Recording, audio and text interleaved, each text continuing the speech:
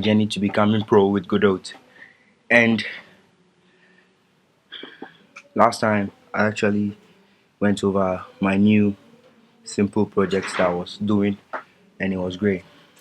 So in today, I'm going to show you what I did or my progress so far with it. And before we go into it or dive into it, you can see these two projects here. This is just a backup. So I don't even know how to pronounce this word. Safiri or Sapphire or Sapphire or whatever. Hero rewritten. Okay, so this is just a demo project I downloaded from the Access library, and I tested it and it was very fun and also very difficult. Actually, I don't know. I can just go to project and actually remap the inputs, but I just want it to feel unique and natural. And actually, I wanted to export this to actually my you know uh, how do I call it, to the computer itself, not inside it. But I want to actually get used to the controls first, or actually make it suit my. So let's go over here and let me show you what I did so far.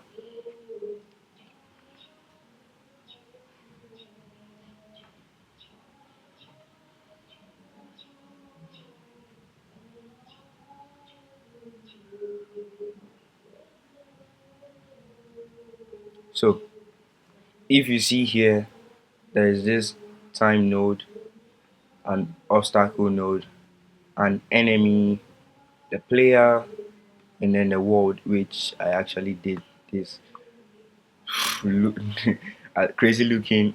Uh, so the collision shapes you are seeing here, or these circles you are seeing here, are actually the detection area for the enemies to detect the player, and then they'll chase the player. So that's why, yeah, you are seeing this. And I made about 10 enemies, so you can see that it's a lot of enemies, so that's why it has clogged up the action. And I made a timer to actually track the time, so that too. And I made a canvas layer to actually place the time separately. And I made some few, this is a script, so this exports the speed, so I can just adjust the speed from here, and then actually turn the player chase on and off here. And then the variable player is null, so if player chase is true, then the position plus equals the player's position. The enemy's position should be subtracted from the player position, and then divided by speed. And then the enemy should be able to move and slide. And then I just use the signal that if the player, which I have defined to be the body, so that if any other thing enters the detection area of the enemy apart from the player, then the player should actually, the chase should be true, and then the player should be chased. And then player chase is null if the player, which is still the body, exits the detection area. So that is all of it, just simple. I want to actually add damages so that when the player touches the enemy, then boom, game over once and for all. I'm going to do that too, and yes, down to also.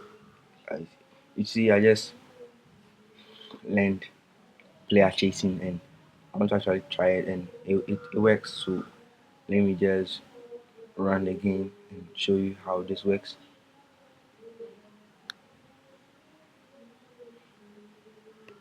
So you can see, whoa, whoa. I didn't actually expect it to go that way. Oh, shoot. There's a little bit. Whoa, whoa, whoa, whoa. It's game over. I was touched. It's game over. But I actually haven't made any game over yet, so I'll actually do that later. So that's just it. Sorry, that's just it, and that's what I've done so far. And I like my progress. The next thing I want to do is actually make something like a racing game. Like just same white canvas with some borders, And then in the, the background, just a background.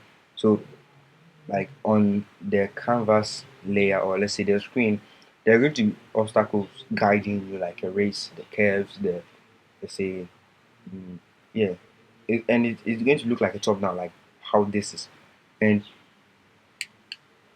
my problem is actually going to be if I'm going to make it with a nice, uh, let's say, asset, which I already have. I have a nice pickup truck, uh, which is under an asset of a zombie apocalypse game, which I can use, and it's in 8 directions. And I figured out that if I want to make it simple, I shouldn't actually use that because I have to make, if it's going to be 8 races, including me making eight, then I have to actually, let me say, animate every single person's, uh, you know, vehicle. And then if I want to upgrade again, it means that I'll have to add in uh, the ability to change the texture, let me say the color of the cars, and also randomly, you know,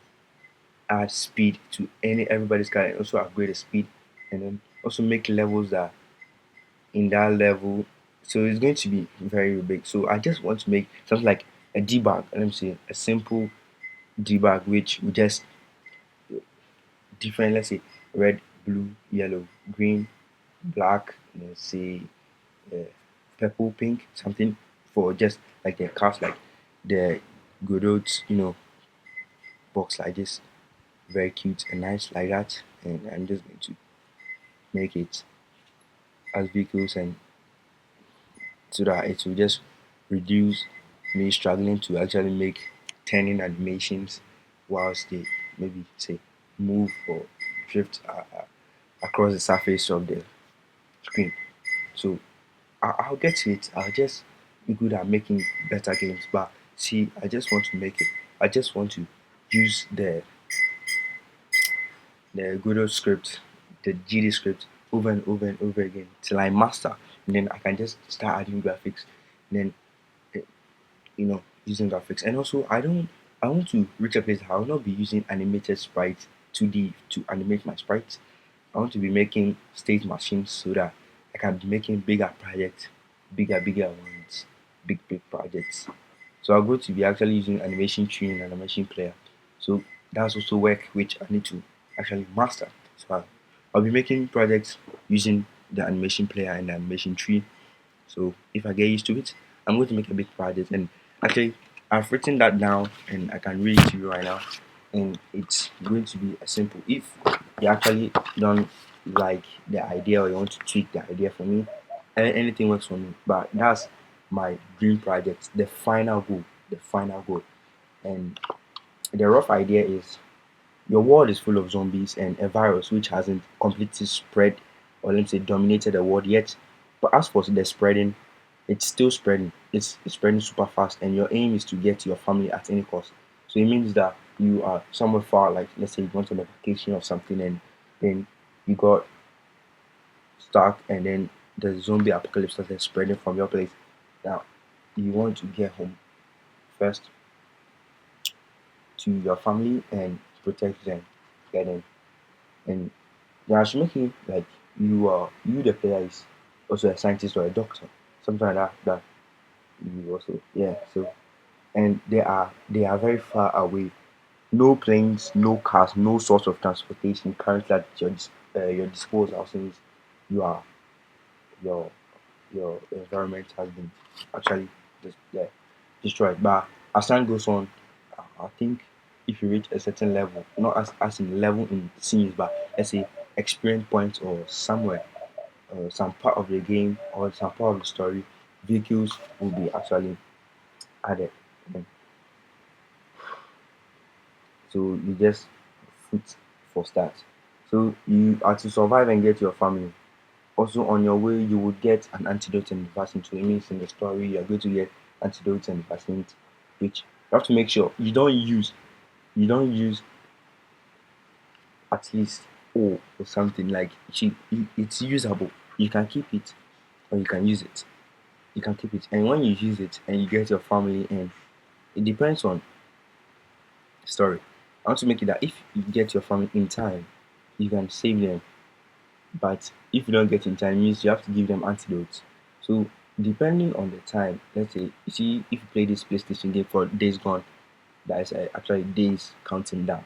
So let's say if you're able to get to them before, let's say, day 50 or day 10 or something, they are fine. But if you are not able to get to them before that time, and you get to them, let's say at day one, then they should be infected, and then you have to use antidote. And if you don't have antidotes, your whole time of playing the game has been gone, wasted, game over. But actually, it's not game over. Actually, you just be on your own, and then no missions. Every mission has been completed, but your family is gone. They are dead because when you go home and there are zombies, they'll start to attack you. That's the game's logic. I cannot I can make it that they shouldn't attack, but they should just attack you so that you'll be forced to kill them. Then that's it. Everything is gone. That's it. So that's my dream project. So for the graphic, I just want to settle with some simple Game Boy Advance graphics for at the start of the dream project. But I haven't started, so I shouldn't actually kill myself. Maybe I might get some new ideas on the way or something. So now I'm just focusing on making it simple. And for the racing game project, I'm going to learn how to use pattern. It's making part. I think if you come here, and I think yeah, part 2D, part follow. So I don't know. So care part. So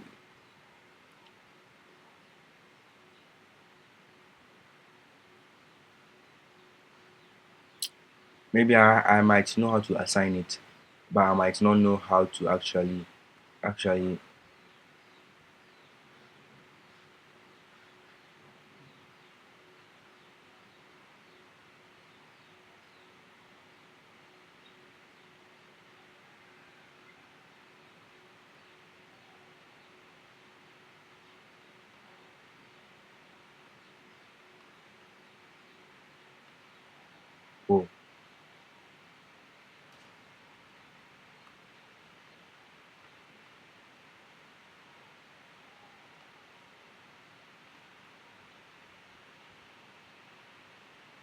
Oh, okay.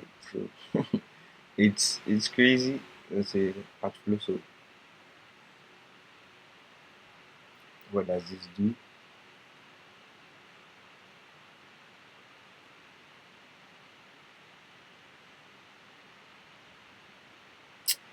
So this is going to be fun as what I'm seeing right now.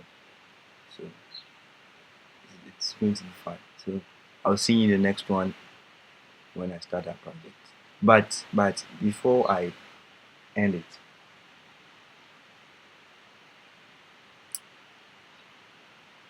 this game and this one, I want to actually upgrade it. But I want to actually get everything done. And then when I get an idea about upgrading, I'll upgrade. Because I want to add some GUI or HUD or something to the cricket home game. And also the Godot, which I'm going to change the name later because this sucks.